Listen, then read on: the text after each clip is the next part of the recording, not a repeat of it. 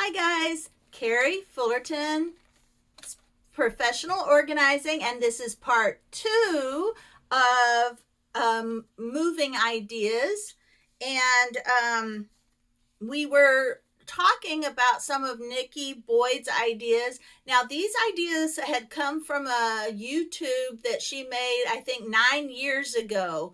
And I almost didn't watch it because it was a 9 year old video, but I decided to watch it because she's a military wife. Her dad was in the military, her husband was in the military, so she has learned to do this many times from moving over the years. And plus, she's one of my favorite organizers. I was hoping to find she just moved recently, so I was hoping to find a newer video, but this video was very helpful. But let me do a little review of some of her ideas since this is part two. As one who has a lot of experience with moving, Nikki shares her best tips to make the moving process go smoothly and be less stressful. Don't bring all the boxes into the new space right away. Have them unloaded in the garage, or if you don't have a garage, it'll have to be the largest room in your house or apartment. You can then take your time bringing each item and unpacking with a plan. And she says in aisles that you can walk through and have the boxes in aisles that are the most important room to the least important room to unpack first. Priority. Have them in priority order. She says her entire life it's been about moving every few years, and it's a lot of why I have become a professional organizer, because you have to have some systems in place to really be able to move efficiently and timely. So she's perfected this over the years. A physical binder may seem old school, but it is very helpful to have a central location for important papers where everyone can have access to them. Now, of course, you can have all of this information on your phone, she says, but when you have a binder, every family member can go to the binder and have the exact same information. And then she says, by selling items that you are decluttering, you will have the funds to purchase the items needed in the new home without touching the budget. She says, if movers come in and see your home as a disaster and no prep work has been done, they will likely assume you do not care about your things and will not take care of them either. She mentioned that one time someone packed up the trash can with the trash in it because they were just in a hurry and they just packed everything as it was. You know, you may need to put all your silverware or all the things that are in your drawers, you may need to tape them in the drawers. You may need to put them in baggies. You know, there are things that you may need to prep before they come in and pack your stuff. But I'm wondering if you can ask them what you need to have prepped before the movers come. I'm sure the movers have an idea of the things that you need to do before they get there.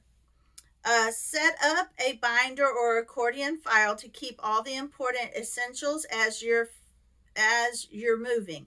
Inside, you will want to set it up for specific categories that may include vital records, moving contracts, meal plan, contacts, etc. The second important step is to declutter. Take each room in your home, give it a week or a day to remove things you no longer need or want to take with you. Identify boxes and items by that room you want them to go into. This can be done with moving tape that is color coded. Try to get boxes that are appropriate to whatever item you're moving to prevent things from being damaged or broken. For example, boxes specifically made for breakable glasses or hanging boxes. Those will just make things a lot safer for your items. All right, now some things that ideas I got from a Sarah Mueller.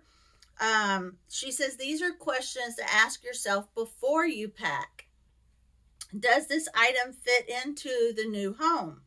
Uh, is where I'm moving, does it have the same seasons? If you're moving from a winter state to a beach state, you may want to declutter all of your winter items and just have one or two uh, winter items.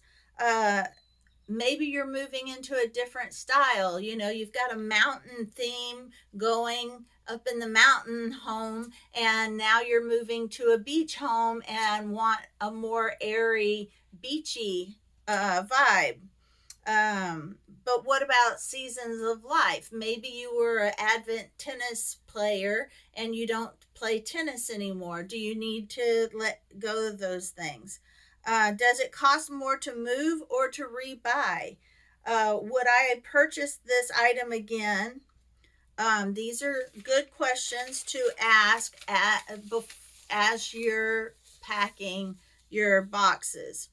Now, nothing can be more motivating than moving to declutter our homes. Nothing can be more motivating than decluttering for a move.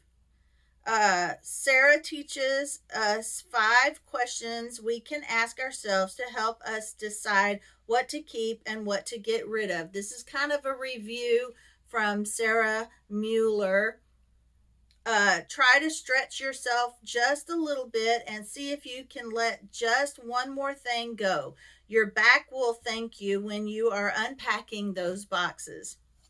Now, what Sarah says is moving is a fresh start. You're willing to let things go, so you want to take advantage of that when it happens and use it for extra motivation.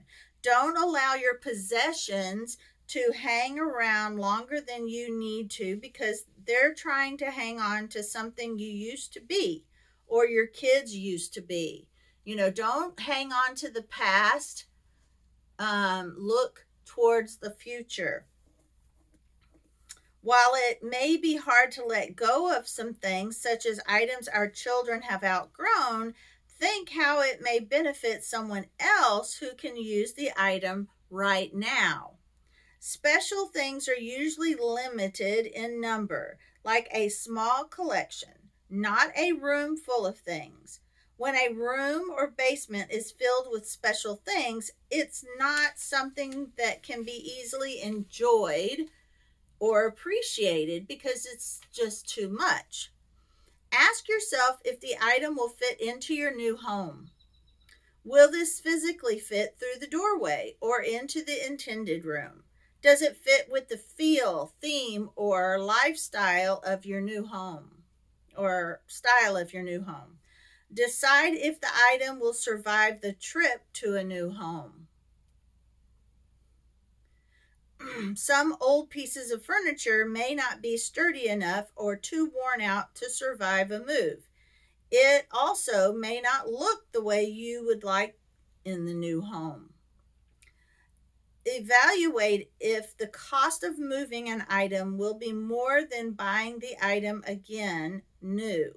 Moving companies evaluate the weight of moving your home, and if an item will increase the cost or require a larger or additional truck, it may be more cost effective to buy a replacement after you move.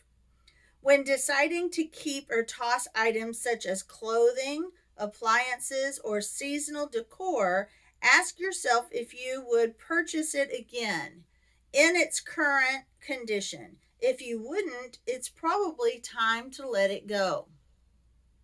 Ask yourself if the item still fits in your current lifestyle. This applies to items used for hobbies, sports, or other activities, or your children no longer enjoy or participate in it. All right, guys, that is it. It was a fairly long video, but I think it was very, very, very helpful. Especially some of the ideas from At Home with Nikki, making that map and having all of that stuff put in your garage so that you have a clean slate in your home as you're unpacking. And then you can see exactly which drawers in your bathroom you want certain items, and you can plan it out and visualize it. But when you have all those boxes in the bathroom waiting to be unloaded, it just feels very, very overwhelming. So I really loved her ideas, and you can check out more of her ideas. I think she had a few moving videos about moving, and she also has a Amazon moving. I didn't watch that one, so I don't know exactly what is in it, but I do know I saw the very beginning where she opened up a package of command strips that she got from Amazon, and those are helpful when you're moving as well, especially if you have an apartment and you can't put nails into the walls. But go check that out. Go check out all of these ladies' videos. And really, all you have to do is go into YouTube and search decluttering and organizing for a move, and a lot of videos will pop up. And all right, guys, I hope this was very, very helpful, and I know it was. I will talk to you on the next one. Thank you for watching.